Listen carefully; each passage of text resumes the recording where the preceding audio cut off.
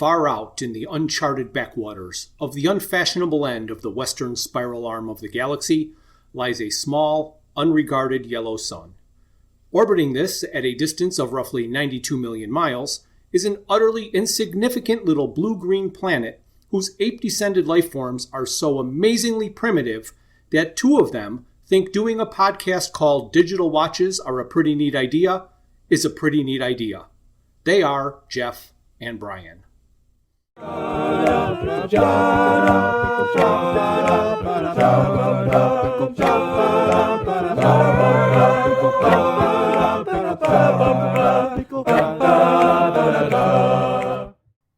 Hi there, this is Jeff. I'm with my friend Brian, and this is our bonus episode. Hey Jeff, how are you?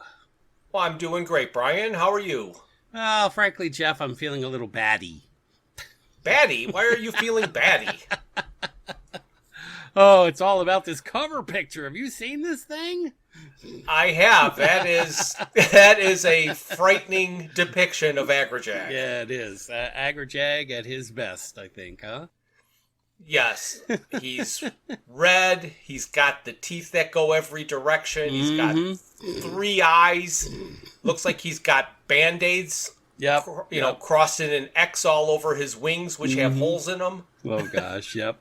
It's great. I mean, it's a great image here. But what's funny again is that here we see Arthur with dark hair and dark beard and dark mustache, but his purple robe is definitely a slightly different color, and now he's got leopard prints on his satchel that he carries with him.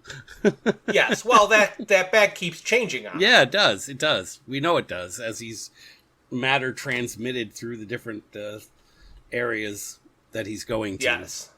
So Arthur is standing amongst a whole bunch of tombstones, all which have Agrajag's name on them, and different depictions of what he was in that incarnation. So we got a fish and a rabbit. Yeah, there's a snail and a frog. And then there's a squirrel up top on the pedestal. Yep. Well, remember how he has them identified by classification there? That pedestal is very large, so. Yes. That squirrel was important. Right. And there are a lot of tombstones in the distance. Oh, yeah. It's amazing. Amazing image. Making me feel batty today. So that's a little preview of the Cathedral of Hate, which is going to appear in this book number 2 of 3 of Life, the Universe, and Everything. Again, we'll just kind of zip through the pages. This is just the publication copyright page. And then we come to the creators page, where we do have a couple of new editions. This time, the breakdowns are going to be done by Christopher Schenk, and the lettering is going to be done by Clem Robbins. Clem, that's a name I haven't heard in a while. No, sounds like he could be flopping around in Squanchulus. Oh, very well, yes. He could be hanging out with Zem. Yes. One of them, anyway. Yeah. So, for those of you who came in late, is the next page where they tell you what has happened in the previous issue. Picture of our friend Zaphod with a bottle of Old Jank Spirit in his hand. Yes. And all the details of what has happened in the past. And the way they are drawn, his boots look like they have eyes. Yeah, isn't that weird? It's like, I don't remember him having boots from the planet Bunchwella or something. Bootwella? Bootwella. Well, they say that everything exists in the universe as infinite as ours. Right. So now we will get to page 1. Here we see Slarty Bartfast's Bistro Mathic's ship flying through the air in the style of the book, as we've seen in the past, with the pink, light pink colors. Yes.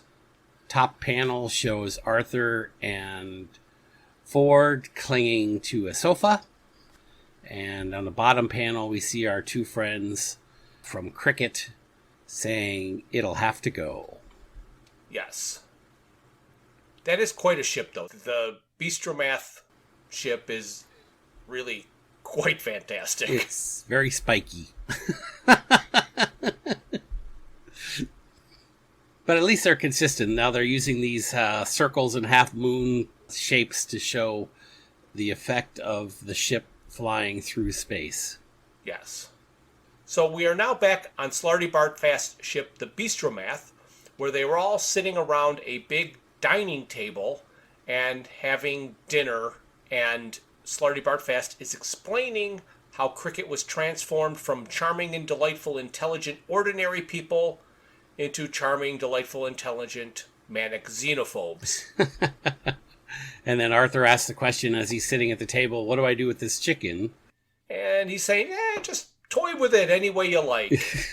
And somehow all of that is guiding the ship. Right, and in the middle panel you see the ship zigzagging along through space as different things happen on the table. Slarty taking a drink, Arthur returning the wine because it doesn't taste good. Yes. Each one of them causes a zig or a zag in space. And then they leave and go into the room of informational illusions. Oh, they're back there again, huh? Yes. And this is where they get to witness the Cricket war crimes trial. Mm-hmm. And here the judge does not look nearly as regal as he did in the previous images. No, he doesn't. Because this time they call him His High Judgmental Supremacy Judiciary Pag, LIVR. And LIVR apparently stands for Learned, Impartial, and Very Relaxed. Yes, as he's sitting there in his bedroom slippers, what looks like some kind of a Hawaiian shirt and a pair of shorts. Yes, and he does look very relaxed. Very relaxed. Judiciary Pag is talking to the people of the universe, saying, okay, so you wouldn't necessarily want to share a universe with these guys. I mean, they're just obsessed. Mm-hmm. Literally obsessed. How else could they have come up with the bewilderingly efficient death machines such as these? Mm-hmm. And they're showing Exhibit A and Exhibit B. Right. And there's all kinds of omni-destructo zap rays and maxi-slorda hypernuclear devices and ultimate atomic washer. They just got all kinds of weapons. There is an interesting variety of individuals in the audience. There's an insectoid-like creature that appears to be taking all of the notes. Yes. So Judiciary Pag is now talking about how they won, but it's no big deal because a medium-sized galaxy against one little cricket world. But how long did it take? And it took 2,000 years. And how many guys zilched out? Roughly 2 grillion. Grillion. I love it. That's a whole lot of stiffs. So again, he's talking about how this bunch of really sweet guys, but you wouldn't want to share a universe with them unless they learn to relax, because he's so relaxed in his recliner there. So here we are with Pag again. He's obviously asked for a drink from the insectoid individual. The insectoid brings him a drink. He's got a drink in his hand as he's repeating back the words peace, justice, morality, and a lot worse. And then he does the classic spit take. Yes, he does. And then he says something that I only thought Zaphod said. I know. He goes, "Free-ow! Is there something in this water?" And he's told that there's not. Then take it away and put something in it.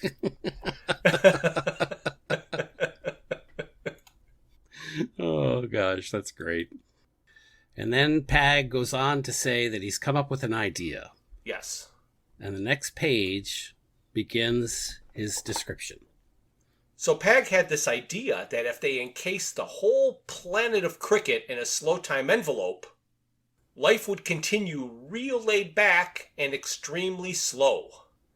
Then they would deflect all light from around the envelope and make it invisible and impenetrable, no chance of escape, of course unless it's unlocked from the outside. There's always an escape clause, right? Yes. And then when the universe ends and all other life and matter ceases to be, then the planet of cricket and its sun would reemerge from the slow time envelope and continue a solitary existence in the twilight of the universal void. With these dudes under lock and key, the galaxy will once again be a cool and happening place to be in. Hoorah! Says the audience. Yes, they all cheer. And then a gal from the audience who has one up on Eccentrica Golumbits sends him a note to meet him in the shower in 5 minutes. Yes. Oh my gosh. And now they're on the beach. Oh, here she is in all her glory. Oh my goodness. Yes. She's got Vulcan ears, I can say that. I didn't even know she had ears. Oh, Jeff. Oh, my goodness gracious. In the room of informational illusion, Slarty, Bart, Fast Forward, and Arthur are all looking forward in time. And the girl from the jury is putting suntan lotion on Judiciary Pag. And it was told that the cricket judgment was carried out today. And she said that she heard it on the radio when I went back to the ship for some oil. And just after the slow time envelope was locked, a cricket warship, missing, presumed destroyed, turned up and tried to seize the key. And that freaked this guy out. Mm-hmm. And she's trying to calm him down. Right. It's all right. Calm down. And then she goes on to say there was sort of a battle thingy, and the key and the warships were disintegrated and blasted into the space-time continuum. Apparently there to be lost forever. And Slarty Bartfast is saying nothing is lost forever except the Cathedral of Calism. So that's just another one of these, hey, I've got an idea for a joke. Mm-hmm. Mm-hmm. And we're just going to shoehorn it in right here. Arthur says, the what? And he says, all will become clear. Oh, goodness gracious. Now he goes on to discuss the time streams being polluted with all kinds of flotsam and jetsam. And Arthur has to tell Ford that she's gone. The young lady is gone. The illusion is gone, and the lady is no longer there. And Ford is reminding Slarty that he mentioned a party. Ford's got a one-track mind, doesn't he?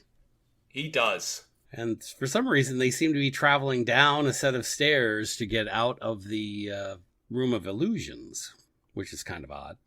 Yes.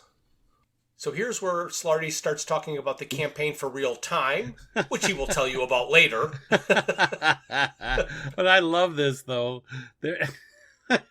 Oh, this is funny. I didn't even think about it until I'm looking at this top panel on the left here.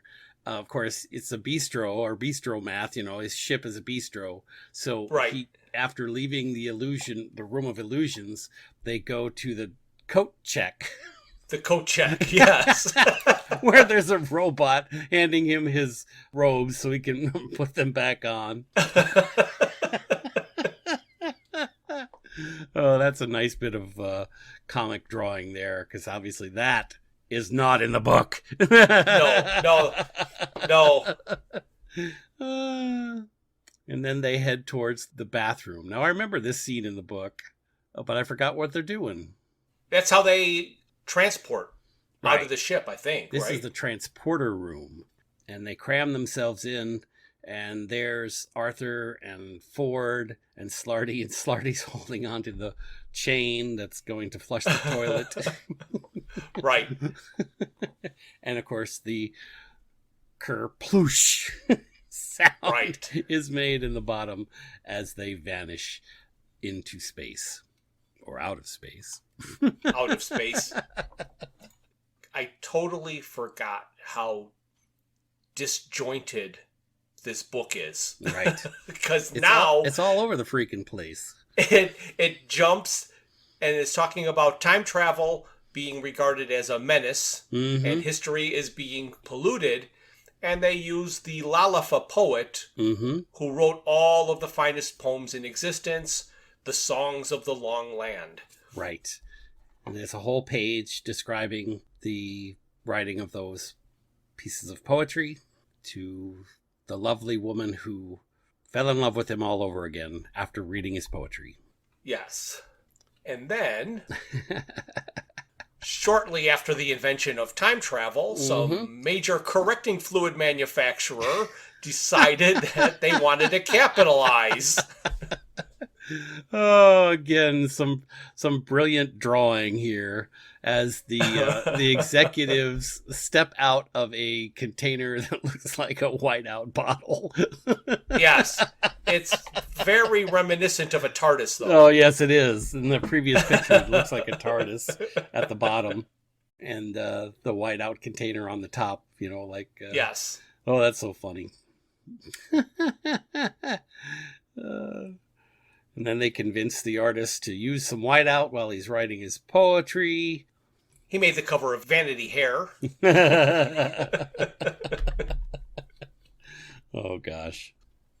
And now people are saying that the poems are suddenly worthless because he never lost the girl that he wrote all the poems about, but wrote all the poems because they brought the poems he wrote to him in the past. So it's that whole time travel pollution. And kind of the reason the campaign for real time exists. Right. And then we are told why the Cathedral of Kalezim doesn't actually exist. Right.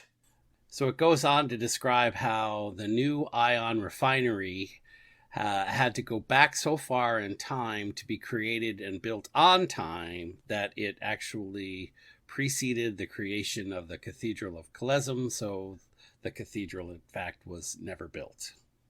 And then they show a lovely picture of a guy on the street selling blank photographs. Yes. Of where the cathedral never existed. Right. Because those picture postcards became very valuable. Oh, gosh. So while Ford and Slarty Bartfast traveled to the party, we're going to assume, Arthur ends up somewhere else. Yes, he's been diverted. Yes, he has. Oh, I love it. All black screens with the highlighted letters appearing in the sky. Yes. As they're described in the book. Yeah, telling him not to think and do not be alarmed. Be very, very frightened. Oh, very nice. Very nicely drawn. Yeah, you definitely get this feeling that he is in pitch black with no concept of where he is. Exactly. And then he sees a giant fly. Who says, I bet you weren't expecting to see me again. Or perhaps you remember me better as the rabbit. Born in darkness, raised in darkness. One morning I poked my head for the first time into the bright new world and got it split open by a primitive flint instrument made by you, Arthur Dent, and wielded by you. You turned my skin into a bag for keeping interesting stones in. Just interesting that he knows he did that, because obviously he'd be dead already. That's not the kind of thing I want to remember after I die. My skin will be turned into a bag. No. Well, I think that the reason that he knew he was turned into a bag is because he then became a fly that he got swatted by the bag he was made. Exactly. Then he puts rocks in it and manages to kill a lizard with the same bag. Yeah. Oh my goodness. But of course, Agrajag notices that he lost the bag. Right. So if he got bored with it. Right. And then it's on this panel, or this page now, where he shows the fly and the lizard, where the bone magically reappears in the beard. Yes, and disappears again. Oh, no, Yep. it's in... sort of it is there. in all of You them. can barely Yeah. see it, but then it's prominent down there at the bottom panel. They never really explain how the bone got in his beard. Was No, it they just don't. eating? It just... Yeah, after he ate, he just, left it there. After he ate the rabbit. Oh my gosh. Oh. And Agrajag going on and on about more of the ways he was killed and how he is the only one that is being reincarnated that really knows it's happening to him. Mm-hmm. But he became aware very, very slowly. Because in every life he ever lived, on any world, any time, he got killed by Arthur Dent. And here's the moment when he last knew. And there they show the giant cave that is Arthur's mouth as the fork is going in. With an oyster or something. Yes, yes. Oh my gosh, that's quite gross. Yeah. Agrajag wants him to just tell him it was a coincidence. Oh. And if it wasn't a coincidence, then my name is not Agrajag. And presumably, you would claim that that was your name. Yes! Well, it was still a coincidence, says Arthur. Oh, come in here and say that. And he gets called further deeper into the cave. Mm-hmm. Where he comes upon a statue. That is even more impressive than I could have ever possibly imagined. Yes, exactly. It's fantastic. I love how this statue, we've already talked about this, but the radio show talks about the statue of Arthur that's on the... I can't remember the name of the planet it's on. Do you? I don't remember the planet, but it's with the lentillas. It's when he ended up in the cup. Right, exactly. So the planet with the lentillas and the cup and all that kind of stuff. And he never wants to let a good joke go by. No. So here's Agrajag's depiction of that sculpture. Although, in retrospect, this one's only, I don't know, what would you say, 100 feet tall? Maybe a little bit more, but it's certainly not 5 miles or whatever it was. But I love how it's in the cathedral and you can see the hundreds or thousands of gravestones in the background. Yes. And then the word Dent on the stone. And Arthur's saying, oh my God. And in the shadowy background, reflected on Arthur's back, you can see Agrajag's form as it starts to materialize in the scene. Yes. And this is Arthur with many, many, many, many arms, all apparently killing some incarnation of Agrajag. And here we get to see Agrajag again in close up and personal. With his wicked teeth pointing in every different direction. And his torn body and flesh. And he's explaining that his last body that was killed by Arthur Dent, he was at a cricket match. And his wife had said, what can happen at a cricket match? And what happened? 2 people magically appeared out of thin air and just right in front of me. The last thing I noticed before my poor heart gave out. Is that one of them is Arthur Dent. Wearing a rabbit bone in his beard. Coincidence? Arthur says, yes? Oh my gosh. And Agrajag is enraged. In the book and the radio series, in a way, I think they are trying to say that the same guy that had that heart attack on the pitch that was insulted by Wowbagger Yep. was Agrajag. Yes. But he doesn't mention that. He says the last thing that he remembers is that it was Arthur Dent. So yes. the whole he doesn't remember his encounter with Wowbagger. Wowbagger, which is the actual last thing that happened to him, but he does remember seeing Arthur. Yes. So he must have been too far gone mm-hmm. when Wowbagger insulted him mm-hmm. just before he died. Arthur tries to defend himself by saying it's a coincidence again.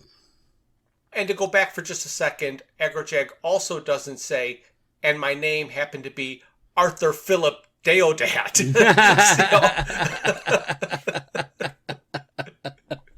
Oh, that sounds like a coincidence. Yes. Coincidence? So Agrajag just wants to know what Arthur has against him. And of course, Arthur has no answer. No. And he apologizes, of course. Terrible misunderstanding. Gotta go. I mean, saving the universe. What's funny, in the top right panel of this particular image, there's behind Arthur, whose bags somehow looks like it turned yellow. Yeah. Or is that just a stone on the floor? Oh, maybe it's a stone on the floor, yeah. Is some kind of red button with 4 arrows pointing right at it. 4 red arrows pointing at a red button in the middle of a table. Exactly. And then Agrajag is also talking about how at one point he decided just to give up and stay in the netherworld. And then he got yanked back into the physical world as a bowl of petunias. And that life ended a short time later in the fresh wreckage of a whale. My spirit brother. Oh, gosh. And this is the one that we just don't quite get when he says, I fell towards the planet and I couldn't help noticing a flashy white spaceship, and staring out of a porthole was a smug-looking Arthur Dent. Coincidence? Yeah. Oh, I didn't know a bowl of petunias had a pair of eyes, but then again, what do I know? Yeah. So now they show another picture of this table, and there's the word destruct written under the button. Yep. And Arthur's explaining that he has to go save the universe, and it's a tricky thing to do, dead. Mm-hmm. And then we find Agrajag's one fatal flaw. Yes. He says, what about the time on Stavromula Beta? Someone tried to assassinate you, and you ducked. What are you talking about? I've never been there. You must have been there, says Agrajag. I've never been there. I've never had anyone other than you try to assassinate me. And he says, in a regretful face, tearing at his face, he says, you haven't been to Stavromula Beta yet? And then he says, oh, Zark, I brought you here too soon. But he says, I'm going to kill you anyway. I'm going to blow this whole mountain up. Mm-hmm. Let's see you get out of this one, Dent. And Arthur then notices the button. And says, no, don't do it. I didn't mean to kill you.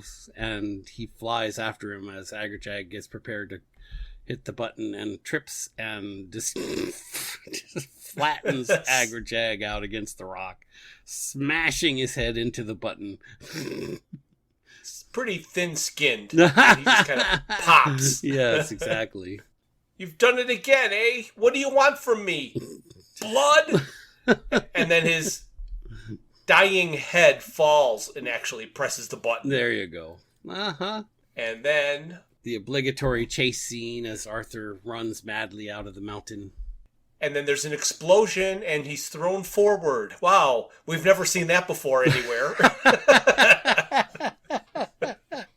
However, he's pretty darn high. Mm-hmm. I wonder how he could possibly survive that fall. Mm-hmm.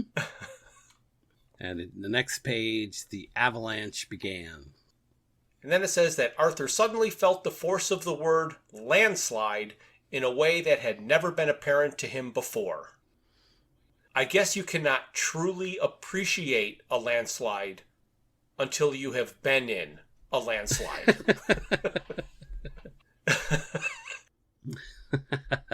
And he's falling forward and knocks his foot onto a rock, flying in the air. Rocks are falling all around him. Yes. And just as he's about to hit the ground, he looks up and sees Arthur Dent's bag lost in the baggage retrieval system at Athens Airport 10 years previously. Where the hell did that come from, says Arthur, and completely forgets to fall to the ground, thus flying. He was flying.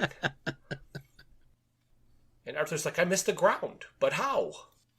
And instinctively he knows that he must not think about it.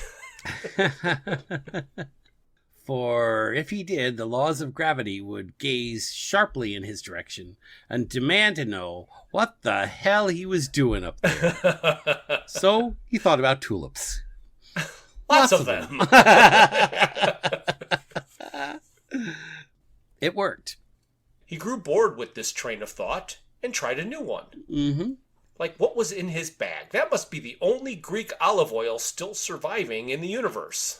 And so after a couple of practice swoops, the air threw itself past him, and he thrilled through it. But there was a sudden, dangerous moment when he could no longer believe he was doing this, and therefore wasn't. But somehow he managed to pick up his bag and land on the ground without killing himself. This is a pretty good depiction of him flying and falling, where it's just his legs and one hand sticking up out of the bottom of the frame. Mm-hmm, mm-hmm. He is definitely going down. And then he manages to do it again, where he's on the ground, he gets up, trips, gets distracted, and starts flying again. He's trying to remember the contents of his bag. Yes, the Retsina. Yes, the duty-free Retsina. That's what he just thought about in order to distract himself to fly once again. And then it looks like he crashed into something. Yes, and we're finally at the party. The longest, most destructive party ever held, Mm-hmm. now into its 4th generation, and still shows signs of no one leaving. I love the picture. You know, it's like the floating castle, and there on the bottom in kind of a highlighted silhouette is Arthur with his arms outflung, his back towards the party island. Right. Yes. Oh, and here we get to use his favorite joke. We haven't had it for a while. Mm-hmm. Mm-hmm.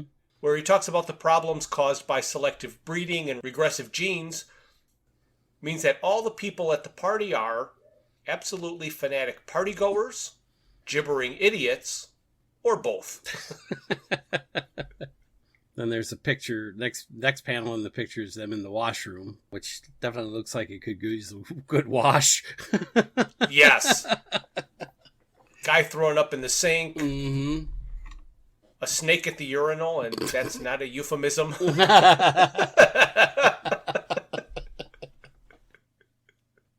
And then there's a guy that is like a gunner that I think are he's protecting the party from, in case they get into petty squabbles with any wine merchants. Definitely has a serious weapon there. Yes. But the biggest problem they have is, when is the drink going to run out? Now we see Arthur clinging to the side of the building on a narrow ledge. With the towel draped over his head so he can't see what he's doing. Oh my gosh. Putting his towel to proper use. Mm-hmm. Reaches around the corner, and whose hand does he grab but Ford's. Of course. And Ford asks, where the zarking photon have you been?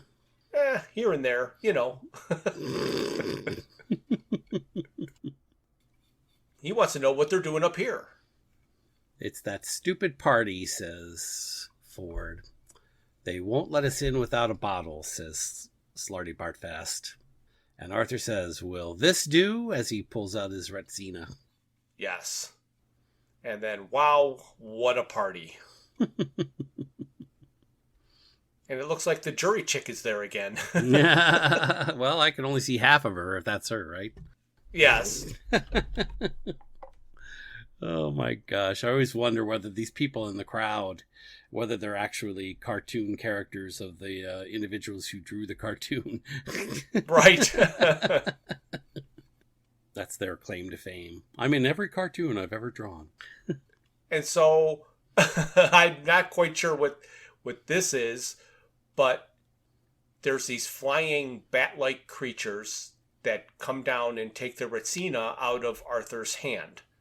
And then yelling, crap, crap, a new pleasure, crap, a new pleasure. Oh my goodness.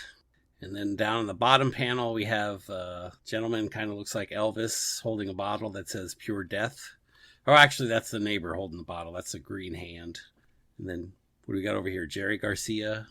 And then there, you can barely see Trillian talking to talking to Thor in the background. Yes. There. Yeah, you really, unless you knew it was Thor, you would never guess that was Thor. Mm-hmm. Or Trillian, for that matter. Right.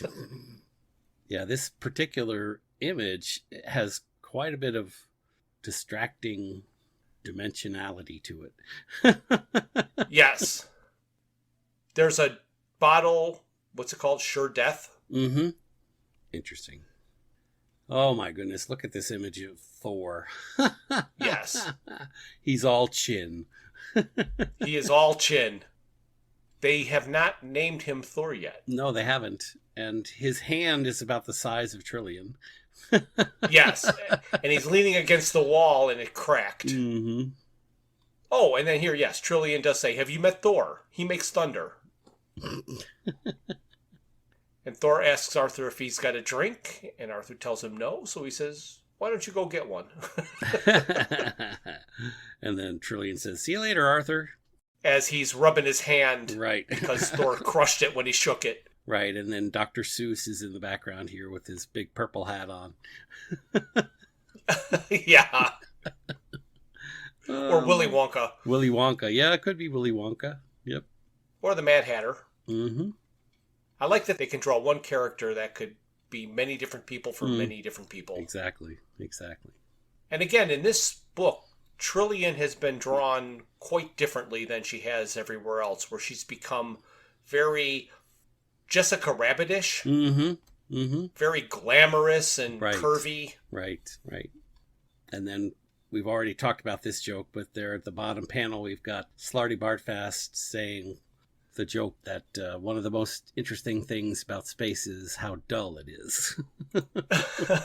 Yes. Talking to a wide-eyed woman. He's just trying to make her go away.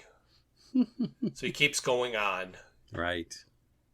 And then apparently her gown, which kind of looks like a barrel, has the ability to lift her off into space. Yes. Yeah. I thought she'd never go.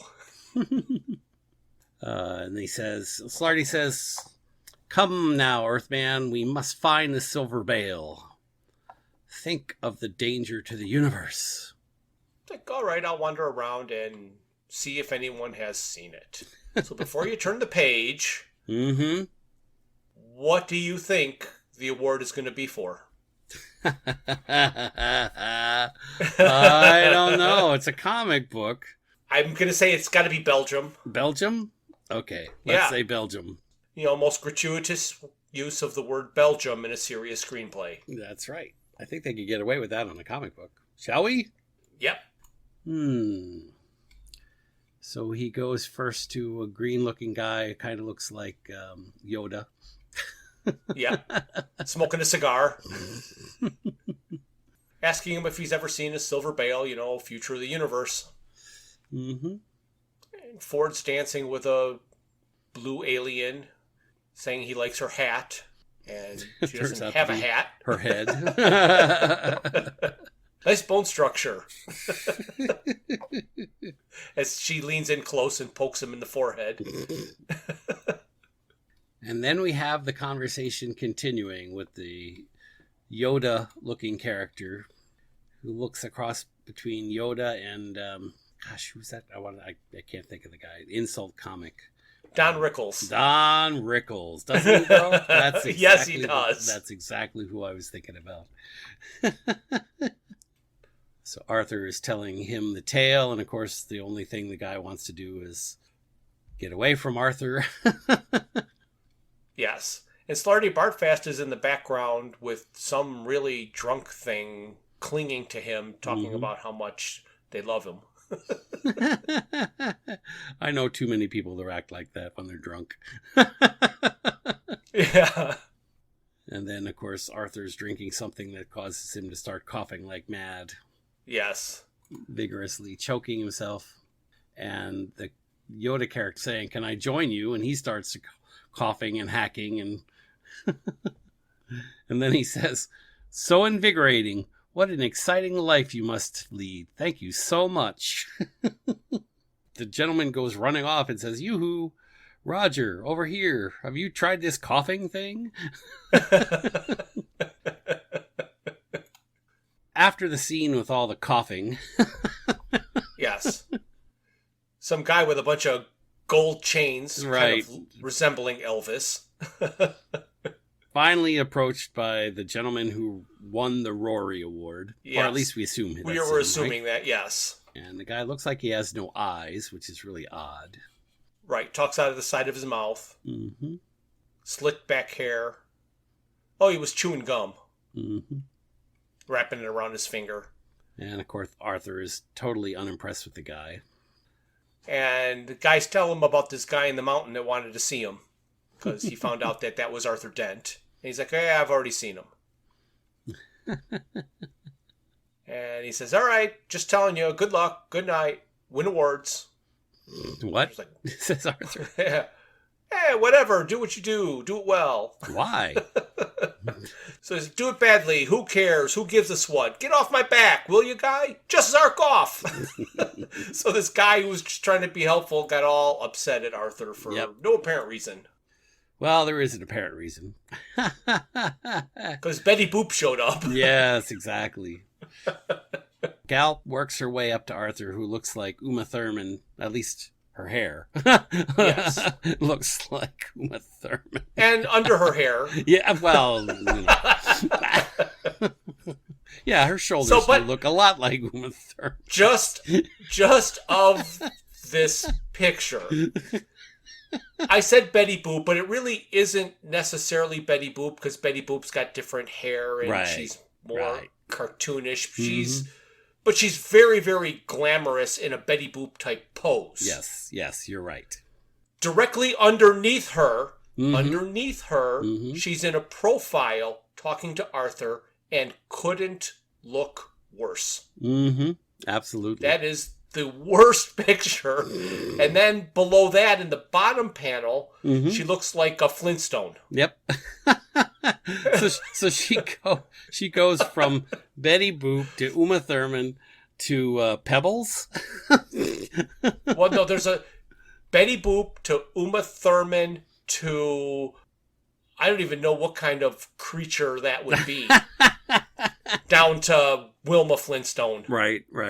But there's two other things that are really, and of course, on the second set of panels, the word is, of course, Belgium. Yep. But here in the background, you see Popeye. Yep. And this ghost character next to him looks familiar too. I'm trying to think what that's from. And then in the next panel, because she's talking about the word Belgium in a serious screenplay, the next panel after that, the lower left corner, would be the film critic Leonard Maltin. Yeah, it does look like him. That's funny. And then on the bottom, of course, we get the whoop as and the cricket what did you spaceship say? appears right into the middle of the party. Right. And she says, "What did you say?" And Arthur says he was going to ask about the silver thing. And she's like, "Oh, I thought you said WAP." Oh, my goodness. That's quite a panel there. And then The next panel shows the Cricket spaceship is clearly as big as the party itself, and it's materialized through the middle of it. Yes. Arthur recognizes the Cricket robots. Yep. They are now flying around, and apparently at one point in the middle panel, you see a robot with the LtUaE award. Yep. Although it doesn't look anything like a bale. It's a... Well, they fashioned it into the LtUaE award. I guess so, yep. I don't think that the Heart of Gold had the literal Heart of Gold as a bale. Yeah, you're right. I don't remember if they showed it. Did they show it? No, they just took it and left. Right. So this LtUaE looks kind of like a little mountain on a piece of ebony or something. Yeah, upside down shark tooth or something. Yeah, like there that. you go. And then the bottom panel goes foop. Yep, and they're gone. And they're gone. Arthur and Ford are under a large piece of wood, it looks Upturned like. furniture, Yeah. overturned table or something. Mm-hmm. And looks like they're dead people around them. Yeah. Lots of dead people. All over. And then, of course, Ford helps us all out here. He says, we'd like to stay and help, only we're not going to. We've got to save the universe. And if that sounds like a pretty lame excuse, then you may be right. Either way, we're off. That's right. Do you mind if we take this? You won't be needing it. And he's grabbing crisps in a bottle. Yep. And then Arthur doesn't want to leave without Trillian, so he's got to go get her to leave Thor. Mm-hmm. Thor's like, the girl stays with me. Mm-hmm. There's a party in Valhalla. We'll be flying off soon. Right. And of course, Trillian is literally sitting on Thor's hand in the next scene. Arthur wants to know where Thor was when all of that was going on, and he explains that he was upstairs weighing Trillian because flying's a tricky business. And again, Thor says, she comes with me. Slarty says, come on, Earthman. And Ford says, come on, Slarty Bartfast. And the whole time that Thor and Arthur are arguing of who Trillian is going with, she's asking, hey, don't I get a say? Then Arthur puts up his dukes and says, want to make something of it? Oh my gosh. And Thor says, I beg your minuscule pardon. And here he's got a hammer, but it doesn't look anything like the hammer of Thor. Not to me, anyway. No, it's wooden hammer. Yep. Arthur asks if he wants to step outside. Mm-hmm. And he opens the door, and Thor goes and is gone. He falls. And Arthur lets the door close behind him and says, good, that's got rid of him. Yep. Oh, we're all the way to the last panel. Oh, my goodness. Says, well then, I suppose there's nothing to do now but go and save the universe ourselves. And now, it's funny because throughout the scenes of the party, we see Arthur, Trillian, Slarty, and Ford. Ford looks quite disheveled in this image. Yes, he does. Compared to and older. The way he came into the scene. So that is quite interesting. And it says, to be continued. And then there's a little preview of what's going to come up in the next issue. It says, in issue 3, you will discover, along with Ford, Arthur, Trillian, and Slarty Bartfast, the secret to Cricket spaceflight and why they want to destroy the galaxy. You'll discover what Marvin has been doing since we last saw him, and how he gets to be the hero, although he still gets no respect. And you'll be pleased to see that Arthur gives up his galactic hitchhiking and adopts a planet. And don't dare miss the stunning conclusion to the mind-boggling hunt for the answer to Life, the Universe, and Everything, number 3.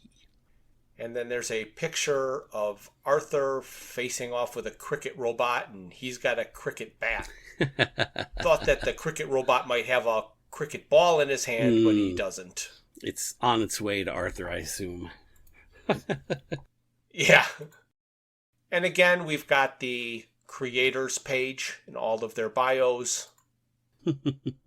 It's funny here. It talked about a couple of the different people that we hadn't seen, before this particular issue. And you said it was Christopher Schenck. Mm-hmm. He has provided his refined line work for Eclipse Comics, DC Comics, Dark Horse Comics, and Brian Pressey Visual Productions, in addition to providing pencil breakdowns for the Life Universe and everything. But what I think is funny is down here it says Clem Robbins got his big showbiz break in 1977, lettering a Dudley Do-Right story for Gold Key Comics. He works for every company that will hire him and is attempting to get work from the others. His stuff appears regularly in Hellblazer, Preacher, Mr. Miracle, The Invisibles, DC, and The Adventures of the Mask, and Godzilla for Dark Horse, and the Spectacular Spider-Man for Marvel. Yes. Yeah. They are pretty funny. Mm-hmm. And then we got some publication page. And then we get to the back cover, which is supposed to get us to buy this issue. It says, prehistoric castaways Ford Prefect and Arthur Dent have escaped from prehistoric Earth on a Chesterfield sofa, only to find the universe is about to be destroyed by the obsessive people of Cricket. So begins the second part of the final saga of the search for life, the universe, and everything, in which the following is revealed. The solution to what do we do with the Cricket robots now that we've beaten them? Who the monster Agrajag is and why he needs to kill Arthur Dent. How Arthur learns to fly, and the fat lot of good it does him. What happened? It did him a lot of good. It did him a lot of good. What's happening at the longest and most destructive party ever held? Where Trillian has been all this time, and with whom? How Arthur plans to defeat the Norse god of thunder in a fight to the death. I guess that one kind of answered that last one. Oh, that's great. Oh, this good stuff, good stuff. Well, Jeff, what's next? What's next is to, I think, the cheers and delight of all of our listeners, will be the final comic book that we will ever do a podcast about. Oh, there you go. There you go. Which will be the third installment of Life, the Universe, and Everything. Excellent, excellent. I look forward to it. Yeah, so do I. Well, Jeff, I think we've reached the end here, so I think it's time for you to say... Like the universe, I also have to go.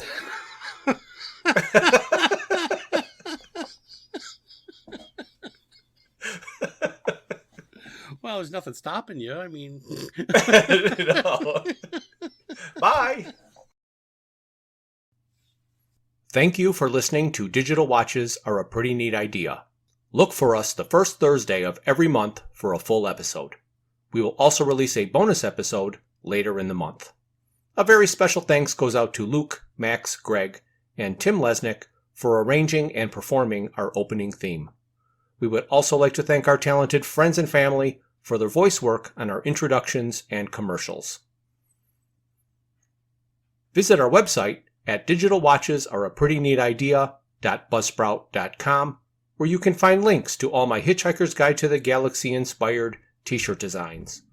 You can find us on Facebook and YouTube as Digital Watches Are a Pretty Neat Idea, on Instagram at Watches Idea Podcast, and on Twitter, or should I say X, at Watches Idea. If you'd like to contact us, our email is digitalwatchespodcast@gmail.com.